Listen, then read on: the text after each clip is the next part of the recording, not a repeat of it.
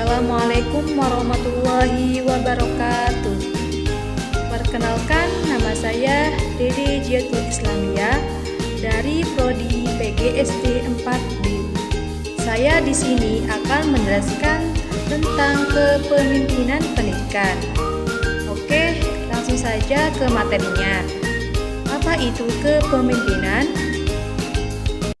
Pengertian dari kepemimpinan itu sendiri merupakan suatu upaya dalam mengarahkan, memerintah, melatih, menuntun, mengatur anggotanya agar sebuah kegiatan berjalan dengan lancar dan baik. Nah, adapun kepemimpinan pendidikan merupakan proses yang mempengaruhi sikap dan tingkah laku seorang pemimpin untuk mengarahkan sebuah perintah atau memimpin orang lain dengan baik. Adapun fungsi dari kepemimpinan pendidikan. Yang pertama, pemimpin dapat menciptakan suasana persaudaraan antara pemimpin dan anggotanya. 2. Pemimpin yang baik adalah pemimpin yang mampu memberikan nasihat yang baik kepada anggotanya. 3. Membantu anggota kelompok dalam mengatur prosedur. 4. Pemimpin yang bertanggung jawab dalam mengambil sebuah keputusan. 5. Dapat menciptakan suasana kerja sekaligus persaudaraan. Dan 6. Dapat memberikan arahan yang berkenan dengan tujuan. Dan terakhir, membuat serangkaian jadwal dengan prosedur yang sudah dirancang dengan anggotanya. Kemudian, syarat-syarat menjadi pemimpin pendidikan. Yang pertama, tidak menyombongkan diri. Jadi, seorang pemimpin itu tidak boleh menyombongkan diri atas jabatannya. Yang kedua, ringan tangan dan suka menolong sesama. Jadi, seorang pemimpin itu harus ringan tangan, suka menolong anggotanya dan orang lain. 3. Sabar dan tidak emosional. Jadi seorang pemimpin itu tidak boleh gampang emosional. Jadi harus bisa menahan emosionalnya. 4. Yakin dengan dirinya sendiri. Jadi seorang pemimpin itu harus yakin pada dirinya sendiri gitu. Harus yakin dengan keputusan yang akan diputuskan. 5. Amanah ketika menjalankan tugas.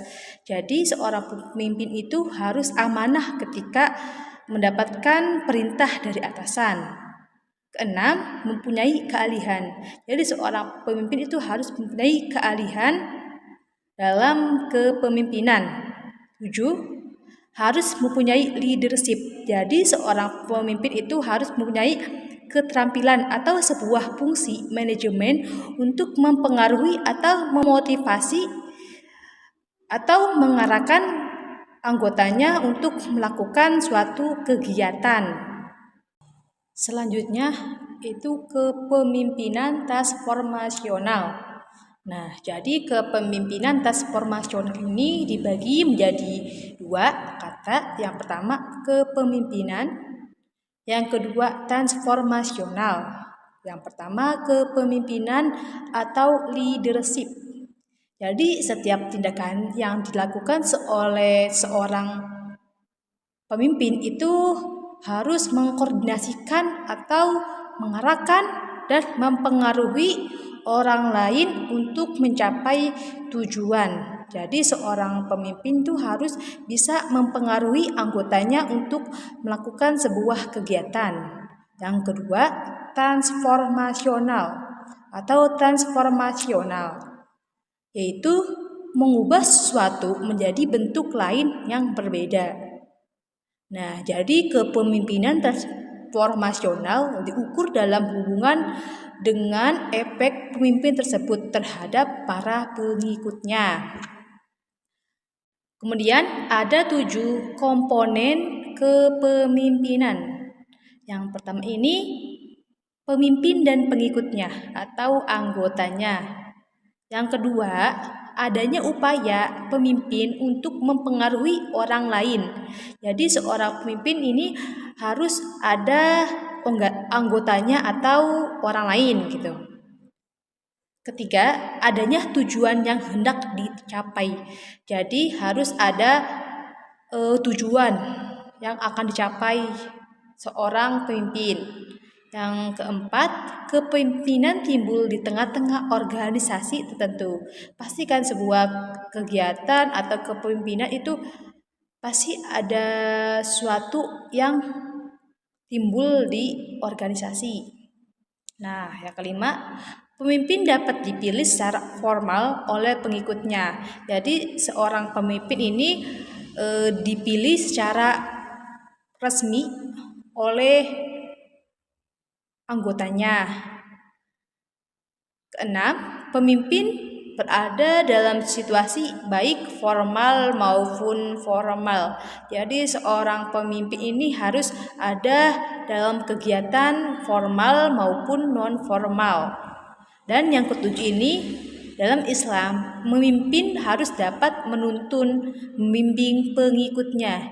Jadi seorang pemimpin ini harus bisa menuntun, membimbing anggotanya dengan baik. Kemudian sifat utama seorang kepemimpinan. Yang pertama, seorang pemimpin itu berkemauan keras dengan adanya tekad yang kuat. Jadi pemimpin itu harus mampu mensejahterakan anggotanya. Kemudian yang kedua itu extroversion atau mementingkan segala hal yang berkaitan dengan kewajibannya. Jadi seorang pemimpin itu harus mementingkan anggotanya atau mementingkan kegiatan yang kewajiban seorang pemimpin. Yang ketiga yaitu power need atau dapat mempengaruhi orang di sekitar. Jadi seorang pemimpin itu harus bisa mempengaruhi orang lain yang ada di sekitarnya. Kemudian keempat itu kebutuhan prestasi. Pemimpin yang baik ialah pemimpin yang memiliki kaya akan prestasi yang dapat dicontohkan kepada para anggotanya. Jadi seorang pemimpin itu harus bisa mencontohkan anggotanya agar anggotanya juga bisa menjalankan dengan baik. Kemudian unsur kepemimpinan. Nah, unsur utama menurut Wahab 2008 kepemimpinan sebagai esensi diantaranya yaitu yang pertama unsur yang dapat mempengaruhi. Jadi seorang pemimpin ini harus bisa mempengaruhi anggotanya atau orang lain. Oke, yang kedua ini unsur pemimpin atau pihak yang akan dipengaruhi. Yang ketiga, unsur interaksi antar anggota dan pemimpin. Jadi seorang pemimpin itu harus mempunyai interaksi dengan anggotanya. Yang empat, unsur tujuan yang hendak dicapai. Jadi seorang pemimpin itu harus mempunyai tujuan yang akan dicapai.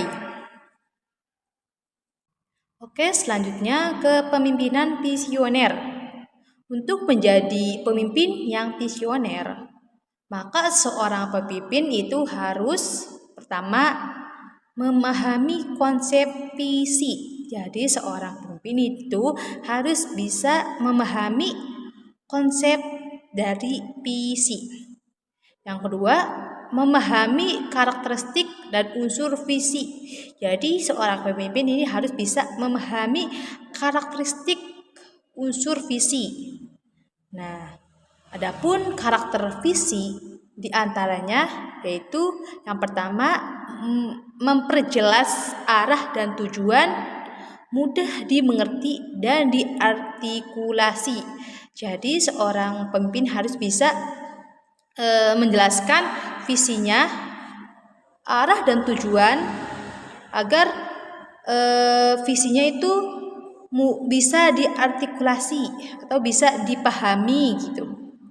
Oke, selanjutnya yang kedua ini mencerminkan cita-cita yang tinggi dan menetapkan standar yang baik.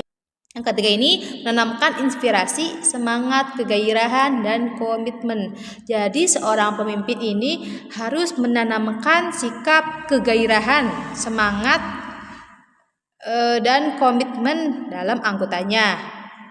Yang keempat, menciptakan makna bagi anggota organisasi atau merefleksi keunikan atau keistimewaan organisasi. Jadi seorang pemimpin ini harus bisa menciptakan makna dari anggotanya, dari organisasi. Kemudian terakhir, memahami tujuan visi. Jadi seorang pemimpin ini harus bisa memahami tujuan dari visi itu sendiri. Kemudian menurut Nanus, sebagaimana yang dikutip Safruddin dan Asrul 2013, ada 4 peran kepemimpinan yang efektif, yaitu yang pertama, penentu arah. Jadi seorang pemimpin ini harus bisa mengembangkan visi dan membagi semua orang untuk mewujudkan impian masyarakat. Jadi seorang pemimpin ini harus bisa mengembangkan visi gitu. Jadi bisa mengembangkan visi gitu, agar sebuah impian masyarakat ini bisa terwujud gitu. Yang kedua ini agen perubahan. Jadi pemimpin itu harus mampu mengantisipasi perkembangan dunia luar agar generasi sekarang tidak meniru gaya berpakaian orang barat. Nah, untuk menilai pelaksanaan dan memperdayaan orang menuju perubahan. Jadi seorang pemimpin ini harus tahu gitu perubahan di zaman sekarang gitu. Yang ketiga, juru bicara. Pemimpin harus mampu bernegosiasi dengan organisasi lain untuk membangun jaringan kerja informasi bagi organisasi. Nah, jadi seorang pemimpin harus bisa bernegosiasi dengan organisasi yang lain agar bisa membangun jaringan kerja atau bisa memberikan informasi-informasi organisasi yang lain gitu. Yang kemudian yang 4, pelatih. Jadi seorang pemimpin ini harus memberdayakan staf atau pegawai agar bersemangat mengejar visi. Sebagai pelatih pemimpin juga menjadi teladan dalam usaha mewujudkan visi menjadi kenyataan.